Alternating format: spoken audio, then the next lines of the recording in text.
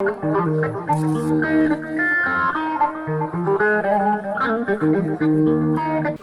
en quelque sorte, en fait, joni kongol mangol ko la question ma o namdal mangal nana jofo wadde personnalisé. Non, wana yidde wadde personnalisé. So kalten do ko joni kalami ko e mairie en général. Haade non koye ma kuccidden tan en wawi wonde an kono wana wadde personnalisé neddo jodi do ko dendangal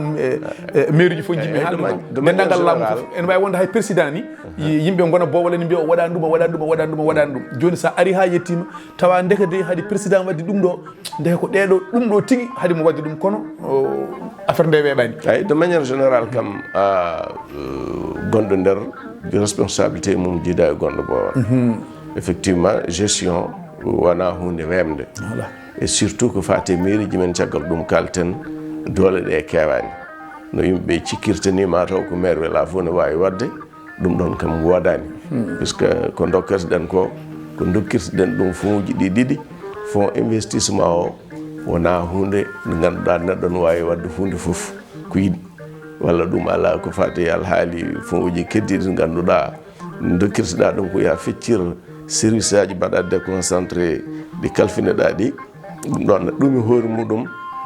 ene wawi wiyede yonata kono noon so tawi anniye woni hen so tawi pellital woni hen neɗɗo o wawa wiide o wawa wadde hay hunde alay saago woɗa ko waɗi kadi ko hukkira ko yo wat ko woni dukongo ko jooɗade duuɓi tawa a yiyani ko waɗa ko ɗum woni felore nde alors ko hitande foof ene ara yo waɗe hunde heddi noon ko an waɗata choisir ko woni priorité koye jangde mbaɗanmi walla koye safara mbaɗanmi walla koye laaɓal mbaɗanmi walla koye wallude miskineɓe mbaɗanmi a faami minen noon nde min gari nde min mbi priorité amen ko alhaali safara e jangde gati min mbaɗi ko ɗe gueɗe ɗiɗi ɓuuri feccede ganduɗa mbaɗɗo concerné ko ɓuuri hewde e ɓesgu ngu hikko o min jaltini 50 millions emin peendirta ɗum kalsuji ɗi école aji ɗi emin gandi yonata kono noon ko wadde géré ko wadde équilibré hitande fande kadi so Allah jaaɓi ma dañ komin batti hen beele emin mbawa fiinude école aji ɗi ha peewa gati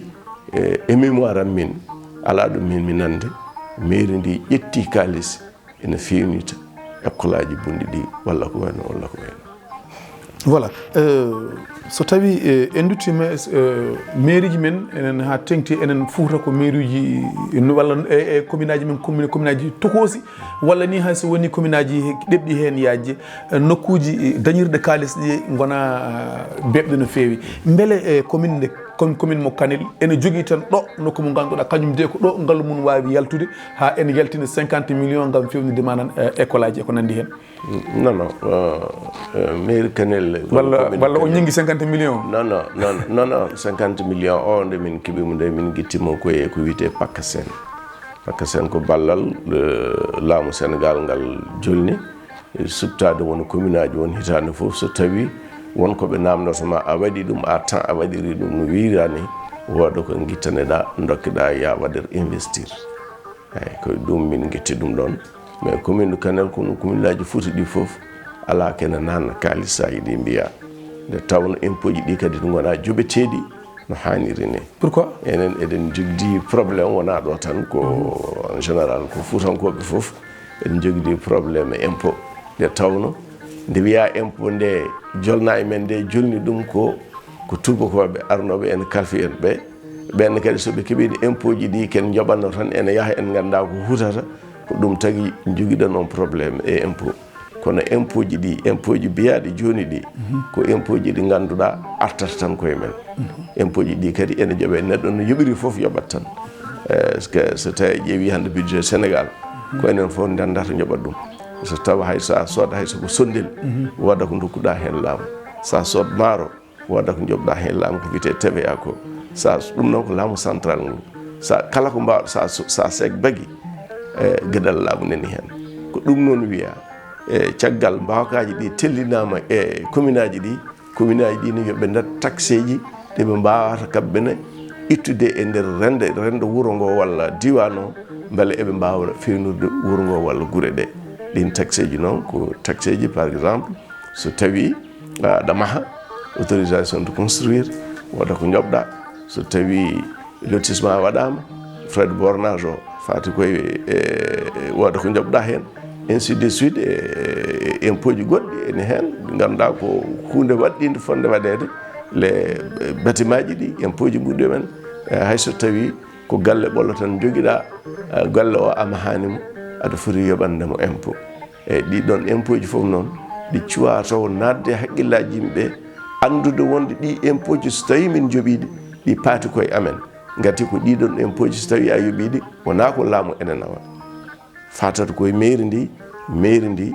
fewnir école aji walla wallira safara walla wallir lora leɗɗe walla fitta wuro eko nandi ɗum en tout cas ko probléme mawɗo wonande Sénégal foof mi wiyata tan Fouta, mais ko probléme mawɗo yimɓeɓe famde so tawi ɓe jiiɗi guure ɗe mbahla ko alay saago moni foof wooda ko waɗi, moni foof wooda ɗo iwri, moni foof fellita anda ko waɗata ko waɗanani ɗum ni hay laamu central, waɗanani ɗum kadi neɗɗo goɗɗo, waɗani ɗum ko hoore mum ɓesgu mum avenir sukaɓe muɗum. saato nde garɗa beele ene woodi projet ji ɗi tawɗa ene gone en cours a jokkiti ɗumen, soko tawi a tawi ɗum anden hol projet ji ɗi ganduɗa a ɓeydi ɗum hen, sa tawani ɗum hen hol projet ji ɗi ganduɗa mémotoɗi jeetoɗi hande ene en cours ko garɗa ko mana ko an waɗi ɗum? eyyi en tout cas projet ji kam min ko tawmi ɗo ko projet d' extension du réseau électrique, ɓeydude courant ji ɗi walla jeyge e nder wuro ngo. Tawmi quasiment presque ko gasi, kono noon o waɗano ko réceptionné yimɓeɓe kadi ɓe mbaɗano ka en fait ɓe mbatta kay ɓe mbattani heɓde jeyge to banggue Sénélec. koye nden darde mi tampini hen no fewi, pas plus tard ko ndeɗo yontere e hoore mum mi haalde e directeur mo ganduɗa ko AGETIP kañum wonno maître d' œuvre amen délégué, hulli kam so Allah jaaɓi inchallah yontere faade nde ɓuggi ɗi walla lampaji ɓeydunoji ɗi mbaɗi huppude so Allah jaaɓi inchallah. ko on goto projet tawnomi ɗon ko heddigo minen projet ji amen ko ardi d' abord nde min gari nde min jii ko wuro ngo no wayi e tulmude, no wayi saltidde jinel ɗi ha e nder wuro ngo woni koye nder ɗum beddimi erago gouvernement men central e on saaha mawɗo leydi o yamiri yo ko wiyete promoged e wattu kanil e programme uji muɗum pour waw wallude en. Min tawi ɗo aussi c'est vrai projet goto en wiye GOM ko projet mo ɓiɓɓe Sénégal ɓiɓɓe kanilaɓe wonɓe caggal leydi Lair KF jogdino ɗum e mairie nde min tawno ɗum ndi. E on saaha noon on koye projet tan wonko ɓe puɗɗino hen sodde kaɓirɗe, kono ɓe puɗɗunoki liggade réellement. koɓe puɗɗuno wadde ko sodde hen bamɗi jeegom e sarataji kono fuɗɗan taw fonctionnel walla sodde poubelle aji, kono yahano taw. min continue e yidde wawde yettinde on projet, min ballodira e mabɓe e yantude e ballal laamu central ngu balle wuro ngo ngo wona wuro laamgo hankadi so Allah jaaɓi inchallah.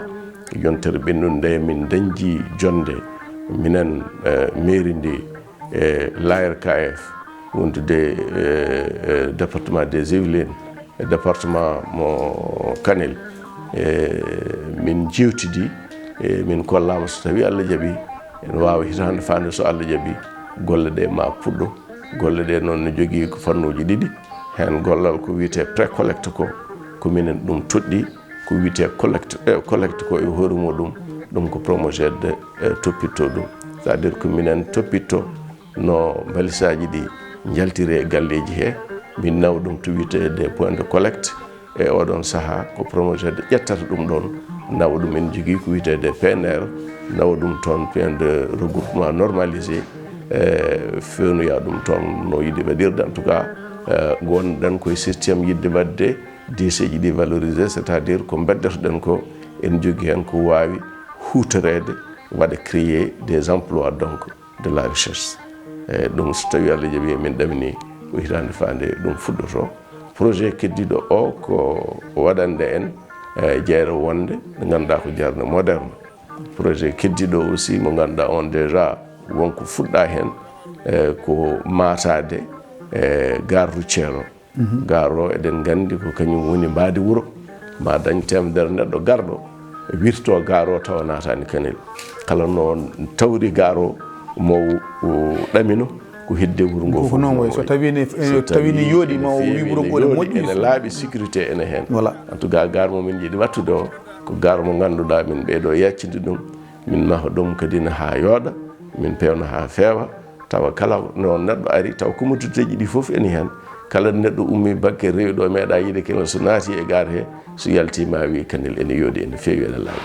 tabarakallah ɗum hunde e projet ji ɗi to banggue santé kam so a haal ɗum tan mara to banggue santé ko effectivement banggue santé aussi ko min ngala projet structurant ko projet ji tan ko ganduɗa ko wallideɓe mais wallideɓe davantage so tawi ɓe keɓatno ko 1 million juste pour ballal leɗɗe minen hikka min mbawi wiide komin pelliti wadde e santé ko ma ɓuurey les 8 millions ma ɓuri sikki ko 11 millions men on mbaɗani taw ko ɗum ko ɗon gandi c'est à dire aɗa andi ɗum ɗoji ɗi budget ji ɗi ɗi leeli arde hikka en tout cas min mbaɗi engagé heddi ko so tawi kalis o yalti leɗɗe ɗe min ɓeydadde puisque heɓatno leɗɗe tan ko centre de référence o hikka min balla dispensaire o aussi e leɗɗe ma min mbaɗ climatisé surtout woni cuuɗi won ma min mbaɗ climatisé aussi la pharmacie gonɗo dispensaire o puisque leɗɗe ɗe ene jogui hen ɗe ganduɗa cuusagu leyki so tawi gonani e ɓuuɓol yama woda ko uste umen projet amen goɗɗo ko yindude wallidde centre de santé o e poste de santé o min keeɓi ballal nawi kam ha France min keeɓi toon ballal manggal ngal ganduɗa ene wawa wadde équipé hôpital complet e wiide hokkuɓe men ɓe e wiide kadi yimɓe yiide matériel o ɓe matériel o koye oɗo mois de décembre o arata so Allah jaaɓi inchallahu rabbi projet men aussi ko hadde ndiyam ɗam no bonniri wuuro ngo kala nde ndungu tobno a yiyat nana galleji naati ndiyam walla ɗum ala wona leeɗe won so tawi toɓiri ko jamma jooɗoto ko ha hedde 1 heure 2 heures nde mbawa yaltude haade jomum en janggoyde haade jomum en yaade jeere haade jomum en yaade jama ndemin gari aussi e ballal Allah e ballal laamu ngu ndemin goyti hen e nder balɗe wonani hay yontere président Macky Sall walli en leldiga équipe ganduɗa ko feera nuli ɗumen pour wawde wallude en no ndiyam ɗam faddora ha wawa wasdenadde e Kanel ko ɗum tagui hikka alhamdulillahi rabbil alamin Allah ndiyam ɗam fof hewde hikka ala galle biyaɗo naati ndiyam ala kadi leegal biyangal tooɓi min mbawa yaade ɗum dañama ɗum ko c'est un progrès so Allah jaaɓi kadi ne min mbaɗi koye wadde ɗum renforcé ha ɓeydo fewde ha ɓeydo yodde ko min dig mahate tawa kadi omo towne waɗe des bassins de rétention ko beeli gasete tawa ndiyam ɗam so ɗam ari e ɗam faye e beeli he ɗam wasa arde wuuro ngo waɗeɗe laabi ndiyam ɗam mbaɗam kuutare pour jawdi wawa yarde hen so tawi ni neɗɗo yiiɗi ne wawi wadde sarde sara mum so tawi ene jogui ɗon leydi en tout cas mujubu o kam ko woto ndiyam ɗam heewi wuuro ngo en mbawa hadde ndiyam kam arde wuuro caggal asamane o jimi koye men enen foof kono noon ndiyam gummotoɗo ɗam ene walta e dow jeeri walla e dow kaaƴe ɗam wasa nadde wuuro ngo ha kaɗam bonna ɗum aussi ko hunde déjà yiyande wadde produire des effets bisimilla ma taw d'accord haade koye ndiyam gonɗa mi wasa haade koye ndiyam ndiyam dow gonɗa mi mbasa woɗɗude ndiyam kala ɗo neɗɗo woni ene hatojini gurdam mum ene hatojini manane e gurdam nde tawno ko ndiyam woni source de la vie eywa holɗo tolni ɗon to banggue ndiyam no wuuro ngo heɓiri ndiyam hay sinno ha ngo joguino ndiyam caggal yimɓe koko ɓeydoto ene cohla ndiyam kewɗam ndiyam nde foti mana ɓeydade beele oɗon jogui projet muɗum dariɗo memotoɗo jiyotoɗo walla oɗon miijo hen